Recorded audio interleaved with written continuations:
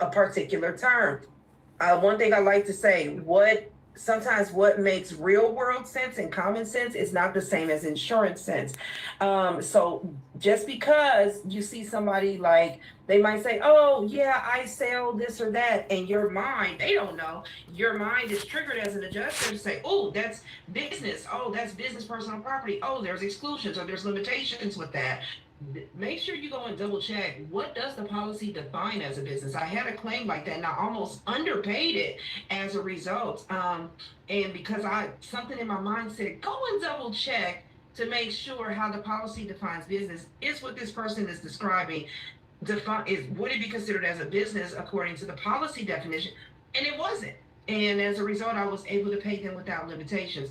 One thing to know about the policy, which may help you read it better, is the way that it's structured. It's actually structured in an outline format.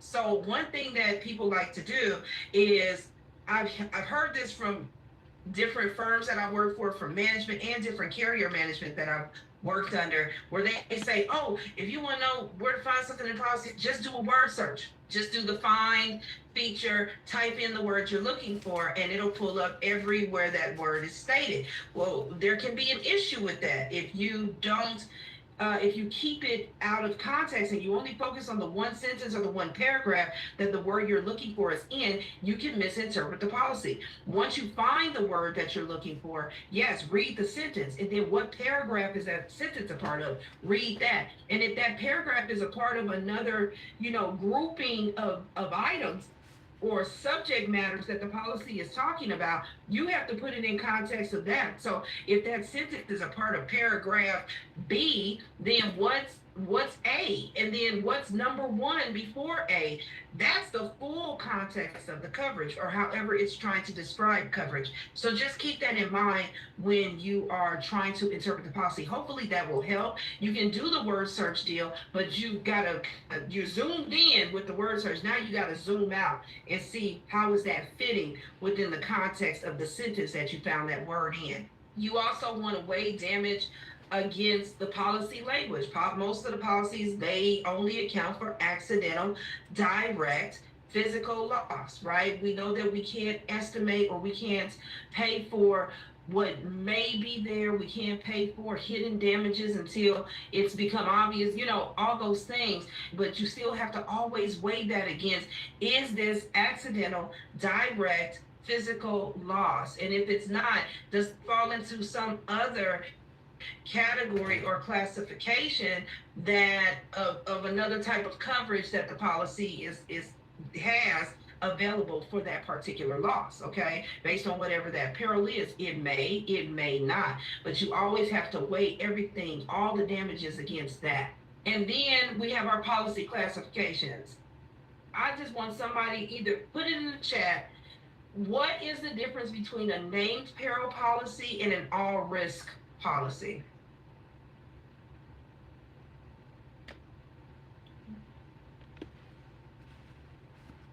I think there's a little bit of pause in here, so if anybody wants to drop in the chat, please do.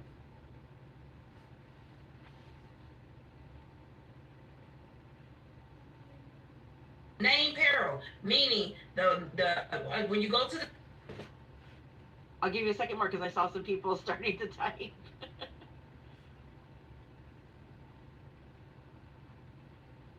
section of the policy that says losses covered or perils insured against, when you get to that section, there's going to be a little paragraph at the top that says be covered all losses listed unless specifically excluded. So even with a name peril policy, you could have the peril listed and still have an exclusion that limits that coverage for that particular peril or that loss. Versus an all risk policy, an open peril policy, is it covers everything, all types of cause of losses and perils unless specifically excluded. So again, we want to pay attention to that portion of the policy to know if you're dealing with a name peril policy or an open peril. Another name for open peril may be all risk policy. Okay, section 1, perils insured against, you got to pay attention to that very first paragraph to see, because if it's a name peril policy, and again the peril that has caused the damage is not on that list, there's no coverage.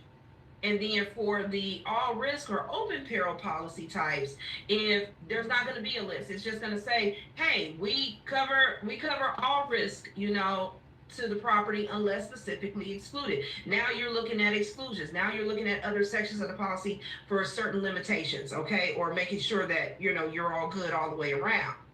Moving forward, everybody has their own style and their own way, just as long as we get to the same result.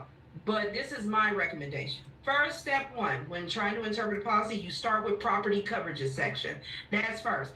There's no way that any insurance policy in the world can keep up with every single building material, widget, or whatever that may be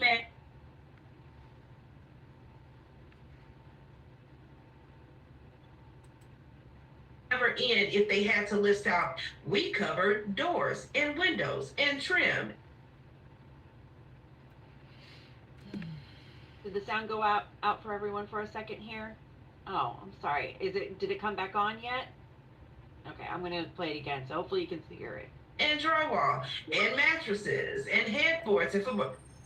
So what they do in this section is they give you a very broad definition of what they consider to be property, and they break it up based on the coverage. This is what we consider to be the dwelling. This is what we consider to be other structures, just with a very basic broad paragraph of a definition. This is what we consider to be personal property, owned, worn, used by you on the residence premises or anywhere in the world, that sort of thing, right? So one thing you want to pay attention to is the property coverages. Of course, you got to pay attention to your policy limits, because depending on what kind of policy they have, and considering the fact that statistically 65% of all the insured homes in the U.S. are actually underinsured, you want to make sure you're paying attention to their policy limit. What's the limit for dwelling? Other structures. So you're looking at the property per location or the type when it comes to that policy limit. Then you have what is the property that they're covering? Well, it's going to cover structural items. It's going to cover materials or personal items. The question you're asking yourself when you're first looking at that claim and you got to figure out how to interpret this policy is, what property are they claiming? Oh, a tree fell on my roof. Okay, that's the dwelling property coverage.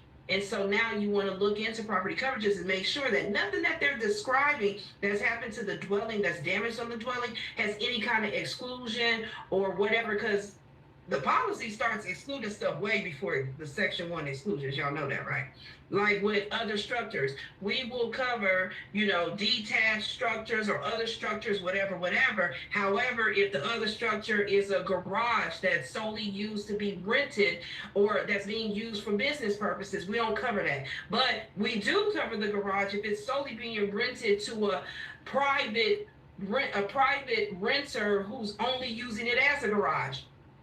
So that language, right, stacked up like that, we got to pay attention to it, and that helps us to be better investigators as well. When they say, "Oh, it's my detached garage," well, you know that the policy cannot pay for that detached garage if they're using it for business. That might be a question you ask. But then also make sure that you know the definition of how the policy defines a business. So verify if the property being claimed is considered covered property, because that's how the policy works, right?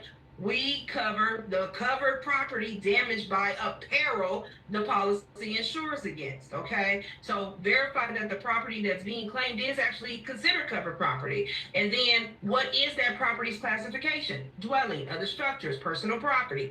And then what about property not covered, which comes right up under property coverages, right? So it's already telling you what property it's not going to pay for. It doesn't provide any protection against it, like automobiles, certain watercraft, especially certain watercraft if it's not on land on the residence premises at the time of loss. Like sometimes it's that specific.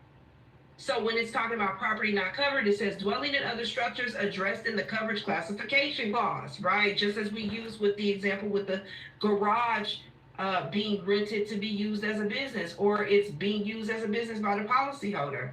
and there could be an exclusion based on the how the property is being used. So you need to know that as an adjuster, because you may be very well have, I'm sure I have, paid for a garage that somebody was using as a business space. And we shouldn't have, because we didn't ask the question. We just assumed that everybody is using their garage to park in. Not necessarily the case. Personal property, when you're thinking about that, you have to address the section that's under property not covered, which generally talks mostly about personal property items, but it's got some dwelling and other structures in there as well. And so personal property addressed in the classification clause and property not covered. So again, broad definition for personal property: owned, worn, used by you, anywhere in the world, woo, woo, woo, right? And then it limits it if it's 10%, if the loss occurred off the residence premises, the property was in your possession, and, okay, it gets complex. But that's where you start. Property coverages. Make sure the property that's being claimed is considered covered property. Next, you want to go to the property specific limits, right? So that might be special limits, okay? Now, that does generally deal with mostly personal property items, okay, when it comes to special limits. So, does the covered property have any sublimits? Now that you've established this is covered property, is there any limitations to it? Is there a ceiling on how much you can pay? Like theft of jewelry. There's usually a limit, depending on the policy, $2,000, $5,000, $1,000, it just all depends, right? So you have to look into that. Generally applies to items, so generally for personal items. The limits apply per loss occurrence, not per item. Usually there's a paragraph before, right under special limits under that title, that basically, it reads kind of funny, but basically what it's saying is your limit on jewelry. Let's say you had $5,000 pieces of jewelry that were stolen. So that would equate to $25,000. The way that the policy reads is no matter how many pieces or items have been damaged in that category, the category of jewelry, watches, gems, and furs, no matter how many you lose in that category, the limit listed in that category is the most they're going to pay for everything. So yes, you may have a limit. Maybe it's a good policy. You got a limit of $5,000 on damage by theft of jewelry, right? And you got $5,000 pieces of jewelry that were taken. The $5,000 limit does not apply per every piece of jewelry. It applies for all of it. So all they will get in total is $5,000. And then you also have to make sure if the limit is activated by apparel. I've been talking about the jewelry. Jewelry is lost by theft. So if the jewelry was lost by fire, is there, and I'm gonna test you on this. If the jewelry is lost, if the policy says there is a limit of $2,500 for loss of jewelry, watches, gems, and furs by theft, and they make a claim, and the jewelry, watches, gems, and furs burned up in a fire, is it limited?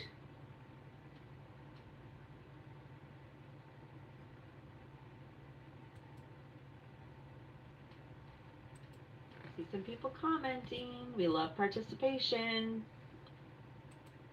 There's no limit to it. And it's still covered because it's still considered personal property owned, worn, or used by you on the residence premises or anywhere in the world, right? So we're paying in full, or whatever the price verification comes out to for those. Okay, it looks like a lot of people are saying yes. The question was, if the policy reads that there is a limit due to theft of the jewelry, but the jewelry is lost via a fire, is there a limit? Correct. The answer is no, because no, there's still coverage. It's just that the limit is specifically stating in this particular instance that if the loss is related to a theft, there's only a specific limit. But in this case, since they lost the jewelry in a fire, the theft limit would not apply because the loss is a fire, not a theft.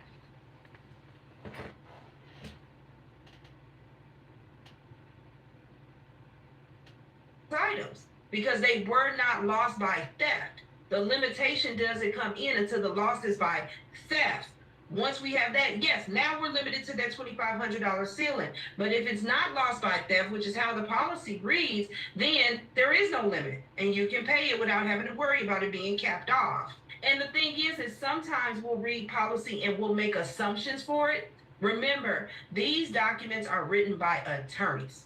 They know exactly, they said what they said, and they know exactly what they were saying when they said it. Okay, so we don't have to interject anything more or take away from it. You may also have limitations come up that gets activated by the type of property that damaged. For example, the garage, property used primarily for business purposes, right? Something like along that way, that may end up limiting how you pay for this, if you can pay for it at all, right? Another example of that, I'm getting ahead of myself, but under additional coverages, trees, shrubs, plants, and lawns. It literally says specifically, now that one, they're activated by peril, correct? It says, will cover damage to trees, plants, shrubs, and lawns caused by the following perils, and it lists it out. Right? Fire, lightning, civil commotion, a vehicle not used or owned by the insured. And it goes down the list. Vandalism, theft, attempted theft. What's not on the list is hail or windstorm. So we have to pay attention to that. And then even when we say, okay, there's some coverage for these shrubs that burned up in this fire, but then in the next paragraph limits it and says, but we're not going to pay more than whatever, $500 for any one shrub, plant. So we got to pay attention to the details. The details matter. Okay, so first we talked about verifying that the property that's being claimed is a covered property item. Then making sure there's no limits on the covered property. Now what we have to do is look for additional coverages. Okay, so that you got that section. It's usually under additional coverages, and you got to look at if there's any additional limits that's being provided. Does any additional coverage provisions apply? So one, you got to analyze pre and post loss conditions, making sure that we're not double paying for anything, and it does matter a lot. People claim stuff that may have already been damaged. Hello, Google Earth. Then you have to look at, is the limit being activated by the property itself or by a covered peril, covered property or covered peril? Because, for instance, when we talk about trees is a big one.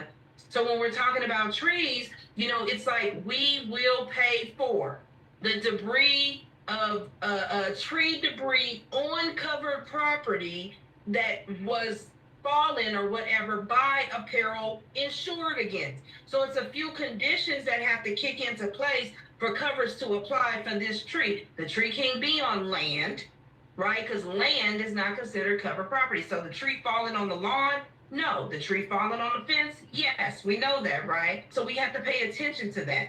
Your limit maximum applies in addition to the total loss limits. Additional coverages is exactly that. It's, oh, I've got 5% of my 100,000 policy limit for tree debris removal in the case of a total loss. Well, if there is a case of a total loss, they get that 100,000 plus whatever that 5% is of the 100,000. What would that be? $5,000? They're going to get both, okay? And make sure that you're paying attention to that. It's usually the last sentence at the end of a paragraph topic that's under additional coverages, and it usually says this is or this is not additional insurance. When it says this is additional insurance, that means that they can get total loss plus whatever that limit cap is, up to that limit cap. They don't just get it automatically. Then you have where your limit, for instance, like we were talking about with that tree debris removal, but then if you have a sentence that says this is not additional insurance, that means whatever that is, whatever category that additional coverage falls under, whatever money that would be accounted for under that additional coverage category, it is taken away and is deducted from whatever your policy limit is. It reduces the limit and the available amount that's left under that policy limit. Okay, so just keep that in mind and pay attention to those sentences. And then there may be limits on mitigation expenses. Sometimes there's a limit on, yes, we will cover tree debris removal, but only up to, I don't know, $500 for tree debris disposal. So we have to pay attention to that as well. So it's like, yes, tree debris is, you're mitigating the loss. They got to get the tree off of the house in order to fix it, but you got to pay attention that the policy is giving any limits to the disposal of said tree. Okay, so I'm just using a tree as an example because I know everyone's really familiar with that and probably deals with it a whole lot, especially dealing with wind claims in Florida. Technically, it's not a sublimit, it is an additional coverage. A sublimit would be special limits, like personal property. Money is a limit of 500, jewelry by theft, a limit of 2,000. Those are sublimits.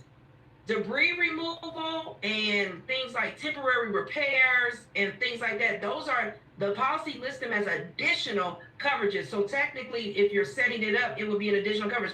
Now what you want to look at next, you've looked at the property covered, you've looked at special limits, you looked at additional coverages. Now let's make sure the peril that's causing the damage is a covered peril. And sometimes you may want to go to this section first, okay? And just say, look, let me go first. Because of course, if they say, well, my first floor flooded, and again, you still got to do a thorough investigation. They don't know that the word flood, the F word for us, is a trigger for a denial. So you still have to do an investigation. They're saying the word flooded, but you still have to ask, well, where did the water come from? Oh, it was my dishwasher malfunctioned and all the water came out and it filled up in on my first floor and nobody was home, so we didn't see it. Or the cleaner came and to clean the house and they didn't cut the faucet off all the way for the tub and we were out of town and the tub overflowed and water flooded our house. See, that's different. That's not flood by the definition of flood. So you still have to do your investigation, but then after that, you're like, oh, okay, yeah, this is that. Now if they say, hey, it was heavy rain, the whole neighborhood flooded, there we go. Now we have flood, right? They don't usually know that in the beginning of the conversation. So depending on who you are, kind of adjuster you are, you may go straight to cover peril first and see if you got a name policy or an open peril policy. And then from there, you know, depending on which policy you got, if the peril is listed or if it's an open peril and there's no exclusions, you may say, okay, now I'm going to go back to the property cover part. Now I'm going to go back to the additional coverages and special limits. It's up to you. These are the steps that I recommend, okay? Because I'm explaining it and it's taking a bit, but it literally in the motion of it, when you're doing the action, it takes seconds to verify this stuff. Perils insured against, right? And that usually falls under, and I'll say this, even when we're talking about the classification of a named peril policy versus an open peril policy, it only applies to the dwelling and other structures. It does not apply to personal property. And that is because, and I will never say anything with an absolute statement of this is going to be always this way, because there's a lot of gray in insurance. But for the most part, from my experience and what I've seen, most policies, personal property is usually on a named peril basis. I've only come across one or two policies where personal property was like all risk. One, you want to know what perils does the policy protect the property against? And is the peril that is being claimed, is it one of those perils, right? Do they have protection for it? So we know with the named peril, if the peril isn't named, the coverage is excluded.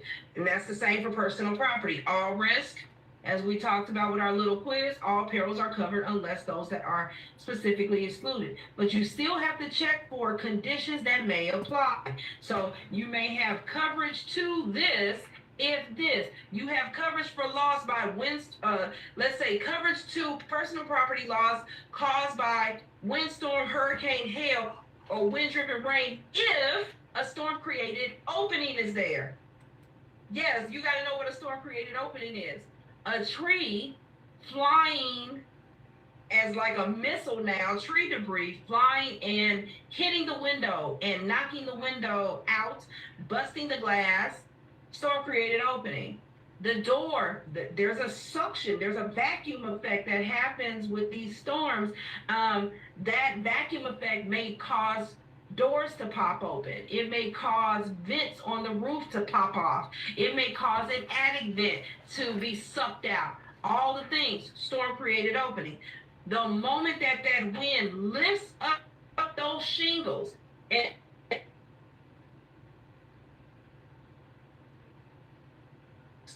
storm created opening, because the shingle is the protection. The shingles are the water deterrent or the tile or whatever is up there. The moment that's snatched, flipped up. I'm sorry if the sound keeps coming in and out. My internet is acting up today, so. Whatever. And the water is now allowed, the wind-driven rain is now allowed to be in. The storm created that opening. The opening doesn't always necessarily need to be a big hole in the roof. So know that. The storm throwing tree debris and whatever kind of windstorm debris into the siding and puncturing holes in siding, storm created opening.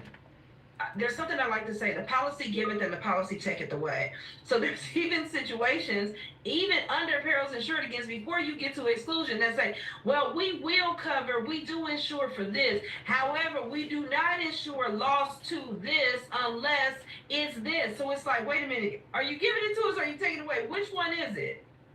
We don't insure loss of personal property unless there's a storm-created opening in the case of a windstorm loss. That's a simple one. So you have to pay attention to this and make sure that you understand. And I'll tell you this, sometimes I have to reread these policy sentences or a paragraph or a section, a clause. Sometimes I have to do that multiple times, and I literally have to break it down like word by word, sentence by sentence, and repeat it to myself. And then I repeat it to myself. I try to find a scenario in my head that might fit this. And then I also repeat it to myself in a way where it's conversational. Okay, so that I make sure that I understand. So wait, you telling me like I'm talking to a person. Wait, so you're telling me that if it's this, then you're going to do this. But if it's that, then you're not going to do this, right? I literally have to break it down to myself in that way in order for it to really just settle in and for me to get a real understanding of it.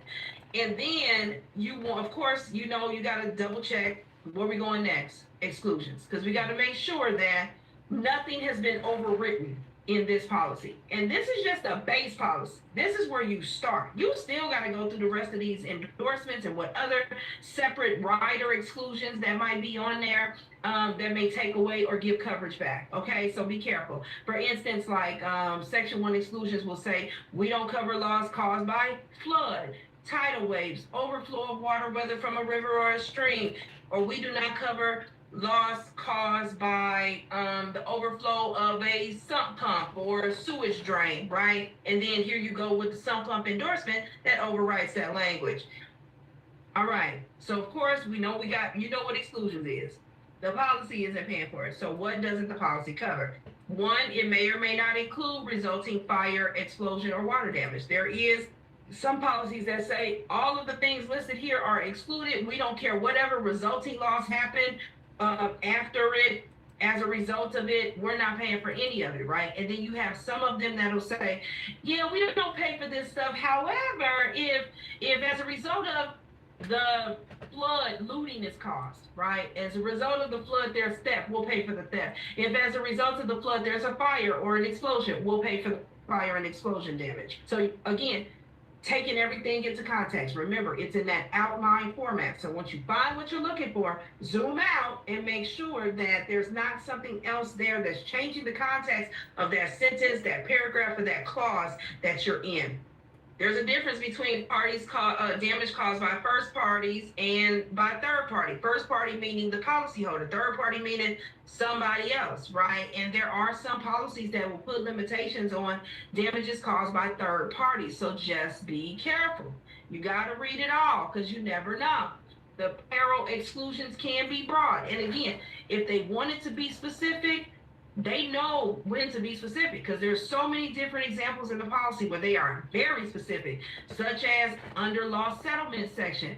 We pay fences at ACV, or we'll pay for wood fences at ACV. I've seen that. So every other fence was cool. We can pay it at RCV, but not wood fences.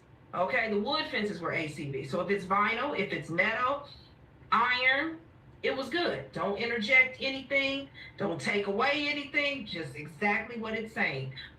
Exclusion pending meeting some condition. So an activation, the exclusion is activated by the type of covered property that's damaged or the type of peril that's damaged. So it all depends. Like there's policies that limit wind, storm, hurricane damage to personal property over water, like a boathouse. Whatever is in that base policy, we already know it can be overwritten by any kind of endorsement or exclusion or any other rider that may be attached to their policy. Exclusion by civil authority, mandate, or action. Policy usually doesn't cover nuclear damage, doesn't cover war damage. Then we go to loss settlement. So now that we verify that the property that they're claiming is covered, we verify if there is or isn't special limits. We verify the additional coverages. We verify that the peril that damaged the property is covered and it doesn't have any limit. We verify that there's no other exclusions. Now we go to loss settlement. How is the loss supposed to be paid? Settlement per insured percentage to the replacement cost. You have to pay attention because sometimes there are some policy loss settlement sections that will read like, you don't get replacement costs unless the property is insured to 80% or more of its replacement value. If they don't have that, then guess what? It's got to be settled at actual cash value. They may have an endorsement that changes all that language and makes it to where everything's settled at replacement cost value. It just all depends, right? And you got to, of course, pay attention to those limits. You got to pay attention to settlement per the property that's covered. Like we were just talking about with fences. Just because it's all covered and nothing's excluded doesn't mean that it's covered. Doesn't mean you're going to get all your money. You might have a limitation. Like if you have a wood fence, or the base policies usually settle things like awnings and personal property at actual cash value. Is there something there that changes that? If not, we have to pay attention to that and make sure that we're settling the policy and the claim accordingly. See, I'm hoping that these steps help some of you to kind of get through it easier, faster, because that's all this is. And start with the table of contents. I'll say that. Start with the table of contents, and literally these sections that we just talked about, you're going to look at it section by section through the table of contents. That's all this is. Outline format, and these are the sections. That's all it is. And then the rest is you starting to familiarize yourself with policy lingo, the legalese of it all. And here's the thing. You can practice that now. You don't have to be deployed, right? You can literally Google a policy, anybody's policy. Go Google some random carrier's policy. See what you can find online for free. There are some policies that have been released out there for free. And then the main company that makes these policies is ISO, Insurance Services Office. If you Google ISO policy samples or ISO policy templates, or you can find some policies, just read those and start familiarizing yourself with how this language reads, because it is different. Now, when we're talking about coverages, let's talk about something very specific to Florida. When we're talking about how the policies address these and what you need to. Screened enclosures. First of all, there's a difference. You got different type of screened enclosures. You have pool enclosures and you have like screened in patios or Florida rooms. All right. So this first example, these are examples of like a screened patio or a Florida room. The thing you want to pay attention to when you're trying to decide, okay, wait a minute, is this considered a pool enclosure, or is this considered like a screened porch, a screened in porch? One, the roof line. As you can see, the roof is continuous with the main dwelling roof. And then pay attention to the exterior walls. Even though the exterior wall, like the picture on the right, the exterior wall on this corner here is all screened, right? One is right in alignment with the other structured wall, correct? You got the roof line above it. It's a part of the house. Versus the next slide, these are pool enclosures. Yes, they're right up, butted up to the house edge. And they may be attached. They got to attach them, right? They got to screw them in, nail them in. However, this is considered a pool enclosure. One, totally different roof line. It's not, the exterior walls are not a part of the house, right? They're not built into a part of the house. And then you got a totally separate roof line. You can see it's a separate type of structure that is attached to that house. It is considered part of the dwelling. There's limitations to pool enclosures. There's not the same level of limitations to screened in porches or Florida rooms. That's why we want to know what the difference is. Or say maybe this pool isn't, right here at the back of the house. Maybe the pool is a few, 20 feet away in the middle of the yard and there's an enclosure on top of it. That's still considered a pool enclosure, okay? So don't be tricked by the enclosure butting up right into the house and all of that. One, because of the way it's made, they have to do that, right? Or else you would have water seeping in between every time it rains, in between the edge of the roof line and the edge of that enclosure, okay? And probably a lot of rust, and it'd probably be terrible. So they have to install it in a certain way, but that doesn't mean that it's considered now a screened in patio or a Florida room. This is a pool enclosure, okay? So just keep that in mind. When it comes to those pool enclosures and those screened in patios, specifically the enclosures, for the screened in patio, you can have coverage without an endorsement. But for the enclosures, they need an endorsement to have coverage for them, because the base policies for Florida excludes those. Why? Because they're always damaged. There's always some kind of wind happening in Florida, hurricane or not, and they get damaged a lot, right? And so if they want coverage for that, they've got to pay additional premiums for it. But keep in mind that depending on what they pay for in premiums, that pool enclosure limit may differ, okay? Always confirm coverage for the screen itself, because sometimes it gets complicated, you all. Because sometimes they'll replace the screens and not the framing. You got to pay attention, okay? Reading the black on the white. Hurricane peril exclusions on awnings, screened enclosures, carports, and fences. There are specific exclusions if those are damaged by a hurricane. Exclusions and/or limitations, hurricane loss to metal, fiberglass, plastic, vinyl, or screened roofing. So pay attention to your roofing materials. Again, we're talking about, is this covered property? If it is covered property, is there any limitations to it? So yeah, we'll pay for the stuff damaged on your dwelling, but we're gonna put a limit if that damage was caused by a hurricane and the material that was damaged was a metal material or a fiberglass, plastic, or vinyl, or screened roofing material. That's where it gets complex. So that's why we want to make sure that we're paying attention. Read all those endorsements, especially when you first get deployed. You're not familiar with that particular carrier's policies. Every time you have a claim with a new policy document or form that you have not seen, make sure that you are reading it and studying it as best as you can and trying to understand it. Even if you got to have a little notepad over to the side on your desk, and all that notepad is about the nuances of policy for that particular carrier. Jot a note to yourself, make a sticky note, whatever the case may be, so you can remember all the little conditions that may affect coverage. Stephanie? All right, everybody. Before you answer, please make sure you read everything and listen to everything she's saying. And if you want, we'll go back to what the policy says so that you can read the policy again. So just make sure you look at everything before you're quick to answer. That's all I ask. Okay. There, just so you know, also there will be a 3-part question after this little scenario part we're about to go through. So. All right, let's do an exercise.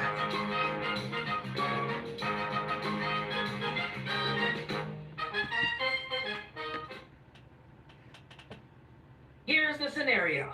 You ready? So, on May 15th, the insured reported a slow water leak under the kitchen sink that had damaged the base cabinetry and seeped into the subfloor. During the inspection, the field adjuster observed visible mold growth under the cabinets and noted that the wood appeared warped and degraded, consistent with a prolonged leak. The policyholder stated they first noticed a musty smell a few months ago, but did not investigate or report it. No mitigation was performed prior to inspection. All right, that's our scenario. Let's go to their policy. So we went to their policy, we went to perils insured against, we already verified the property of the dwelling, cabinets would be considered covered property. There was nothing that applied under special limits, there was nothing that applied for additional coverages. So now we're in perils insured against. And under perils insured against, section 1, their policy is the HO00031000. It says, we insure against risk of direct physical loss to property described in coverages A and B. We do not insure, however, for loss C caused by mold, fungus, or wet rot. However, we do insure for loss caused by mold, fungus, or wet rot that is hidden within the walls or ceilings or beneath the floors or above the ceilings of a structure if such loss results from the accidental discharge or overflow of water or steam from within. And then it says a plumbing, heating, air conditioning, or automatic fire protective sprinkler system or household appliance on the residence premises. All right, that's peril insured against. That's what it says. That's A. Then we're going to keep going. It further goes on to say, we do not insure, however, for loss caused by number 6, any of the following: wear and tear, marring, and deterioration. Exception to C6 is, unless the loss is otherwise excluded, we cover loss to property covered under coverage A or B resulting from an accidental discharge or overflow of water or steam from within a plumbing, heating, air conditioning, or automatic fire protective sprinkler system or household appliance on the residence premises. All right? So we might have some door openings here. Okay, that's what section 1 perils insured against says. Okay? But now let's look at exclusions.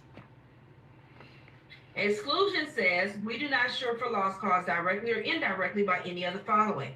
Such loss is excluded regardless of any other cause or event contributing concurrently or in any sequence to the loss. These exclusions apply whether or not the loss event results in widespread damage or affects a substantial area. Water damage, meaning flood, surface water, tidal wave. Okay, it wasn't flood. It was a leak from the sink. Water of waterborne material, which backs up through sewers or drains. No, it didn't back up, right?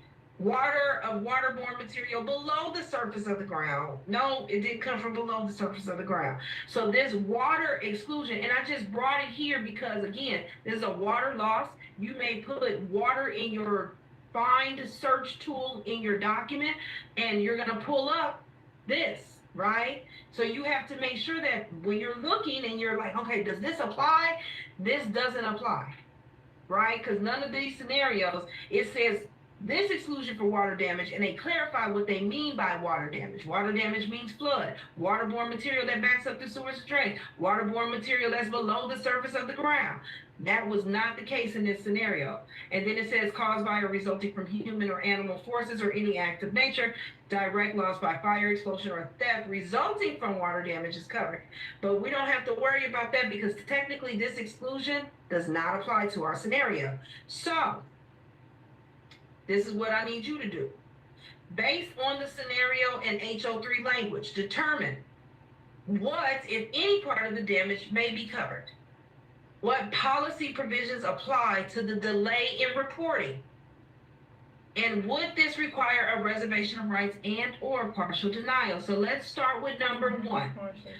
What, if any, part of the damage may be covered? I'm going to back up to the original scenario because I know that's a lot to process. So this is what we got. One, it was May 15th is when they reported it, okay? They noticed a slow water leak under the sink. It damaged the base cabinetry and it seeped into the subfloor, all right? The inspection reveals they visibly observed mold under the cabinets, and the wood appeared warped and degraded, consistent with a prolonged leak. The policyholder backs that up and states they did notice a musty smell, quote, a few months ago, but did not investigate or report it. And of course, because they didn't do that, no mitigation was performed. Okay? So, to answer the first question, and we see here, we got these we know the exclusion doesn't apply. We got to decide under perils insured against, because we got mold, right? And we got water damage. So we have to first decide, I'm just letting y'all see that again for a little bit. We know exclusions don't apply. What, if any, part of the damage may be covered? So who says there's coverage here? Based on what? Just on what you were given.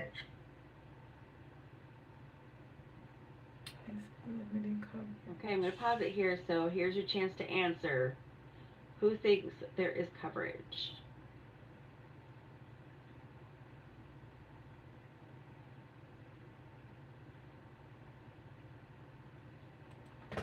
Linda, you raised your hand. Did you want to say something or did you have a question?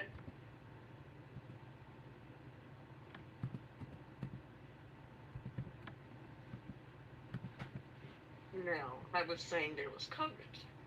Okay, if anyone, you can just drop the answer in the chat and we'll discuss it soon afterwards. Linda, you said there was coverage. I just want to make sure I heard you. Some, yes. Yeah, okay.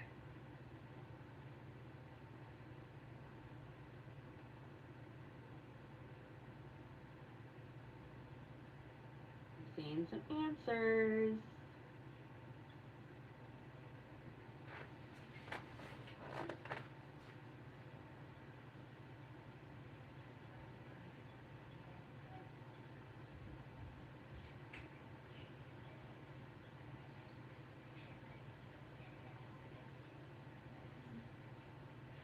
Okay, I'm going to play the next part and then we can discuss this.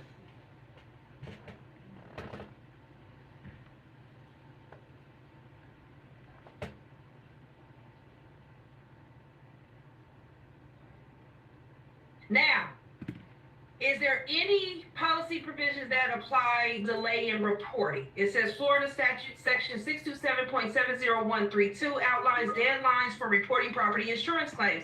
A claim or reopened claim, but not a supplemental claim, must be reported within 1 year of the date of loss. Supplemental claims are barred if they're not reported within 18 months of the date of loss. She said a few months. So do we have a late reporting issue?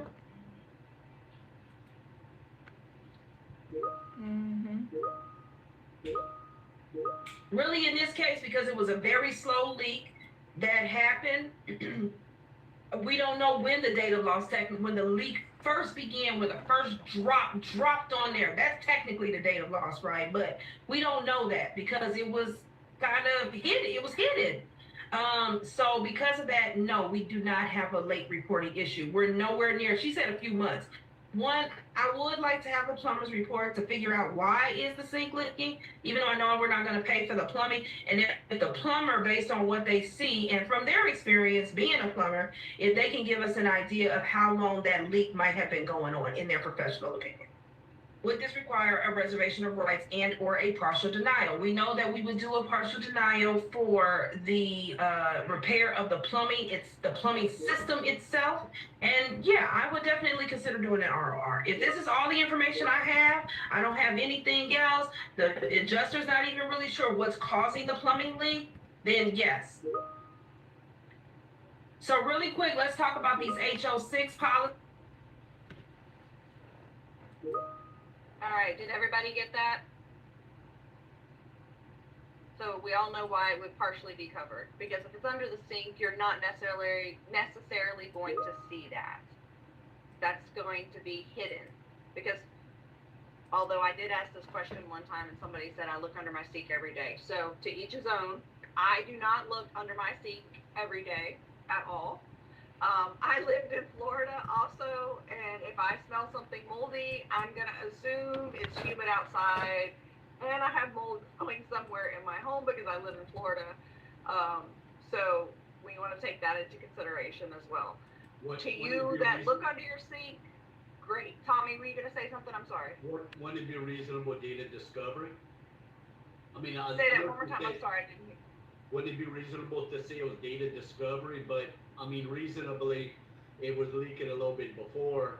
I think pictures can kind of justify how long of the leak it is. That wouldn't be the 18 months, or 12 Right. months that I said.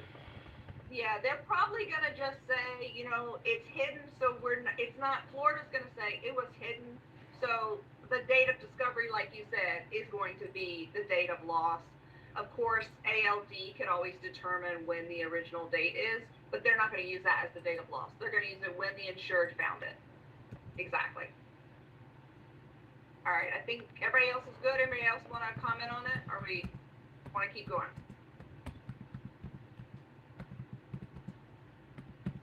Okay, we're good. Naeem says we're good. Naima says let's go. Because you guys are going to be dealing with that as well. And you know that is for condo owners, unit owners. You got to pay attention to the condominium association bylaws. Here's the cool thing about these bylaws. Again, another legalese document. Almost a lot of them are written and they kind of read and flow and are structured the same way policies are. And that's the good thing, right? So the sections you want to look at and pay attention to is the sections that may say insurance, it may say property, it may say unit owner responsibilities or maintenance and repair, because you have to make sure you know exactly what portion of the unit owner is responsible for. So you've got to verify coverage, of course. Typically provides coverage for the interior of the unit, including the wall texture, usually not the wall itself, the drywall itself, but the texture on the wall, the paint, the floors, the ceiling, and covers, of course, the personal property and loss of use, or what we would call ALE. You got to verify the insured's structural responsibility. The bylaws will clarify whether the association's master policy covers damage within a unit if the damage originates from a common area. For instance, a pipe burst in the wall, or if the unit owner is responsible for damage originating within their unit. The association, so you may see something that quote says the association is responsible for maintaining and ensuring the common element, or unit owners are responsible for maintaining and ensuring their individual units, including interior wall finishes, fixtures, and personal property. Look for sections that discuss unit owner maintenance, association responsibilities, insurance deductibles, or damage and repair procedures, okay? Make sure you all are paying attention to that. And that's it. You just read it just like you would read a policy. If you got to read it multiple times, read it multiple times. If you need help, again, your TLs are there to help you if you need some clarity on it. But that's what you want to look out for, because I think a lot of times we get that and it's this huge document and we're like, where do I start? So look for these types of sections that you got to hone in just on what they're responsible for in the scope of insurance, okay, if there's a loss. Same thing for that damage loss assessment. FYI, condo policy has their own laws. They really do. They do. So make sure you're paying attention to it and make sure you understand with clarity. Let's talk about the ROR. We know what it is, right? It's a written notification sent by the insurer to notify the insured of its duty, the insurer's duty, to defend the policyholder in case of suit, while at the same time it reserves its right to deny the loss if coverage is excluded in whole or in part. So here are some ROR triggers. So you got a 10-day coverage decision window once all requested information is received. The only exception to that is if that 10-day deadline is like, if it's 5 days away from your 60-day deadline, then all you got is 5 days, okay? Exception, if the information is received less than 10 days remaining on the Florida statute 60-day decision requirement, you only have up to the 60-day deadline. So triggers, your fire department reports, you're waiting on them to come in. The engineer reports, late reporting, pending information, and then the moment that you recognize any kind of coverage issue or delay, send that ROR immediately. All, and specifically for Florida and specifically for Evolve, all RORs must have duties after loss language included. So make sure, double check them, because you will have, there's going to be ROR templates available for you for a lot of these different scenarios, the engineer report, requesting more information, all the things. Still, even though they're templates, they've already been made, I'm sure they've already been vetted by the carrier and Evolve, still double check it, because that's your name on the bottom of that letter. Double check and make sure you got your duties after loss, okay? Language in there. So let's talk about some ROR components. Elemental requirements. Communication must be in writing. And again, depending on the carrier and how they do this, a lot of times we recommend sending it certified mail with a return receipt requested, just so you can make sure they received it. It must be timely, meaning as soon as policy defenses are recognized in the course of a prompt, thorough, and objective investigations. It must adequately and fairly inform the insured of the nature of the coverage dispute and the insurer's position. Tips for RORs. Usually you want to send them within 30 days, and I'm saying 30 days very, very lightly. We really want to say you need to send it ASAP, immediately, 24 hours, knowing that there's an issue here, okay? Of knowing or reasonably should have known of a coverage suspense. Opinion and commentary should be avoided. This is for like when it goes to real court. A bare statement that the insurer is reserving rights without providing any detail regarding its position will be deemed insufficient. ROR should be specific and not vague. In most cases, it could result in an estoppel of the right to raise coverage defenses. If it's too vague and it's not specific, they can be like, nah, y'all don't have no right to defend, and y'all gotta pay for this. Plus interest, okay? Endeavor to connect the facts of the particular case to the terms of the policy in a readable, logical fashion. It needs to be readable as if they have no more than an 8th grade level education. So for all you smarties out there, all you little geniuses, don't talk over their head. Same thing with the RR. Another reason why, after you put that R together, or you know you're about to send it, or you know a coverage suspense has been triggered, call them, explain it to them, have a conversation with them so that they don't get this letter with this strong language and freak out. So information that you want to think about for the content of the letter: the identity of the insurer, right? The insured's name, their mailing address, their loss address, the policy number, the policy type, the policy period, the claim number, the first notice of loss report date, the date of loss, and of course your formed signature with your name, Florida independent adjuster title, and Florida license number. Structure: statement setting forth the materials that the insurer reviewed. Okay, so you got to say what you looked at. What was it that caused the trigger to happen? Purpose: to reserve the insurer's right statements, right? You want something saying that. An exact quotation of the potentially applicable policy provisions. So you should be quoting that policy language that applies to this scenario. Make sure you all are doing that correctly. because it can be just as damaging to throw a letter out there and have the wrong policy language reference. Like, why are they referencing this language? Like, if you would have thrown it out on our scenario and you would have included the section 1 exclusions water damage language, that does not apply to that scenario. It's gonna hurt you. It's gonna hurt the carrier on the long end, especially if it goes to suit. State why the quoted policy provisions may result in a lack of coverage in whole or in part. So when you're picking out that policy language, make sure you're really understanding, because now you have to not just quote it, but then explain why, based on what it's saying, that it's creating a coverage issue. Any other right the insurer intends to reserve, such as the right to withdraw from the defense, continue its investigation, review any other information, supplement its reservation of rights. Okay, a catch-all statement that the insurer reserves all other rights under the policy and the law, and any offer that the insurer provide any other information that it believes the insurer should consider. Let's say it was a request for information. Let's say they gave it to you 10 days, whatever, they gave it to you. Within that, it was exactly what you needed to make your coverage decision or finalize your coverage decision. Once you've done that, you, like when you start an ROR process, it's like you're opening a door, you're starting a process. You got to close it. So after they provided everything and now this is no longer an issue, it's no longer providing any kind of coverage issue or whatever, because they've given you what you needed or you finalized it, you got to have a follow-up letter closing that out. So ROR should be updated. Or if they gave you the information and it wasn't enough and now you need more, it needs to be updated. You got to send another one saying, hey, I got this in regards to this, but it's not exactly what I need. I need this specifically or whatever. Maybe it wasn't, they didn't understand it properly the first time. So, and again, there should be conversations happening as well. Convo and letter. Okay, so let's do an exercise. So this is an ROR sample template format.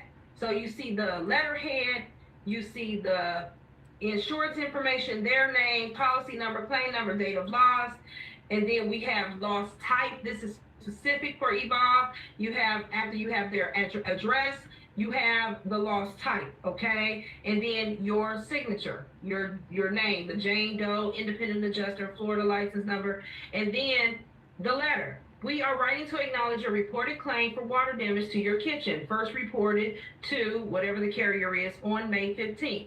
The inspection conducted on May 18th. This is the ROR for our sample. The inspection conducted on May 18th identified long-term water exposure and microbial growth in the kitchen-based cabinetry and surrounding subfloor. At this time, the claim is under investigation and we are reserving our rights and defenses available to, you're going to list the carrier's name, under the reference policy in Florida law. This letter is intended to inform you that certain policy provisions may limit or exclude coverage for some or all of the reported damages. Then you want to talk about the material. You reviewed their insurance policy and their endorsements, the first notice of loss, policyholder statements, photos and adjuster inspection notes, and of course the carrier's policy. Purpose of this letter: to reserve our rights while we continue to investigate and determine whether the reported loss is covered, partially covered, or excluded under the terms of your policy. And then we have that language: coverage a dwelling, other structures we insure, and we're quoting all that language. I cut it off for the sake of the sample, but all that language that was in that scenario, that's what we're quoting. And then your potential coverage issue. It says, based on current findings, there appears to be evidence that the water leak occurred over an extended period and was not promptly reported. These facts may trigger the above exclusions and may impact coverage in whole or in part. It may. We didn't say it will because we're still investigating, right? And then additional rights reserved. And then we talk about that. The carrier reserves the right to continue investigating the facts. Withdraw this reservation if unapplicable.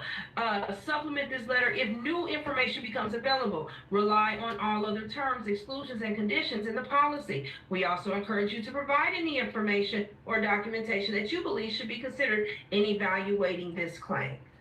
And then the conversation with the insured, you're going to explain exactly this. So you're going to give them a verbal explanation, let them know it's coming in the mail. We're trying to get all the facts, anything else that you can provide. We need a plumber's report, whatever. Okay, that's what you want to ask for. Let's talk about Florida compliant correspondence. First, incoming correspondence. Upon receipt of incoming claim correspondence, a written response must be sent within 7 days. And that's usually probably in accordance with claim acknowledgement, but you still also want to have you just got to make sure all the I's are dotted and the T's are crossed. Drop response in the claim file via email. So you want to respond too. You're going to call them. You're going to leave messages. You're going to get a hold of them. And then you're going to confirm that it's okay to send them an email or whatever the case may be. And that you will also, they may also get another letter just confirming that you all spoke. You're starting the investigation. You're the adjuster assigned with your contact information. And then you're going to drop that in the claim file via email. Drop all incoming documents and communications in the claim file via email. Anything that you get in, send it over so that it can go and be uploaded to the claim file, popped into ImageRight, and then as soon as it gets over there into ImageRight, please, please, please label right away. Work smarter, not harder. Don't make your job harder than what it needs to be. And then we're gonna go these deadlines again. 7 days from when the claim was first reported, all right, or the carrier received notice. 7 days to acknowledge it. 14 days to send out the homeowner bill of rights, 45 days to request additional information, 60 days to make a coverage decision, issue a payment or a partial denial or a full denial. Now, once they get the proof of loss statements back, 7 days to start the investigation, but you're going to be head of the ball on that. 30 days to complete the physical inspection. Again, because the FA is an FA inspection, if it's needed, it's determined by the carrier and assigned right away. We should never run into an issue with this, but you still have to, as the desk adjuster, and you're kind of like a claim owner, claim monitor, claim manager, all in one, you still got to watch for this. Still got to watch for these deadlines. So still set a task in your calendar that aligns with all these deadlines to make sure not a one of your claims falls through the cracks. Okay? They can get a 30-day extension, but it's got to be something very specific. Governor deemed state of emergency, security breach, or IT issue. Once the estimate is complete, it's been done by the FA, it went to the QA, they looked at it, they said we're good to go. Now you have it, you've got 7 days from once you have that notification from QA, you got 7 days to cut the check, issue out the copy of the estimate, payment letter, all the things. And don't forget your estimate and payment letter languages. I know it's a lot, that's why I said make a checklist. And then, of course, if there's something on the policyholder side, what they have to do for their correspondence, one, they should not be reporting the loss more than a year after the date of loss, right? If it's a supplement, they have up to 18 months from the date of loss, not even 18 months from the notice of loss, 18 months from the date of loss to file for a supplement claim. If it's condo associations, they have either 1 year to give notice for the loss assessment coverage or 90 days from when the condo association voted to levy an assessment, okay? But again, the assessment got to be from a covered loss. Keep that in mind. And then once you requested information from the policyholder, they have 10 days to get that info back to you, unless you're at the end of that 60-day deadline. All right. All deadlines are based on calendar days, not business days. Okay. So weekends count. Yikes. That's so scary. Let's not forget our Florida state language. We're going to say it again. We pulled it out some more from the statute. Okay. Estimates and payments. This estimate represents our current evaluation of the covered interest to your insurance as we continue to evaluate your claim. If you have questions, concerns, or additional information regarding your claim, we encourage you to contact us. Again, it's got to be bold. It has to be in 12 font and all caps. Okay? And then your payment letters. We are continuing to evaluate your claim involving your insured property and may issue additional payments. If you have questions, concerns, or additional information regarding your claim, we encourage you to contact us. Same thing, bold, 12-point font. All right? And what else? All caps. Now, here are the exceptions to the language on the payment letters. If it's a full denial, of course, we're not going to be coming back for additional investigating or evaluating anything. So there doesn't need to go on those. If the loss is below the deductible, we've done our investigation, we're done. There's nothing else to come back for. No. And if it's a final depreciation release, the language does not need to go on any of those forms of payments, okay? On the payment letters. So keep that in mind. Okay, we done did it. We ready for a quiz. Bye, everybody. I will see you tomorrow for session 3 of the Involved Claims Desk Adjuster Essential Training. Signing off. You guys have a good one, and please be safe. All right, Zach had a question about the templates for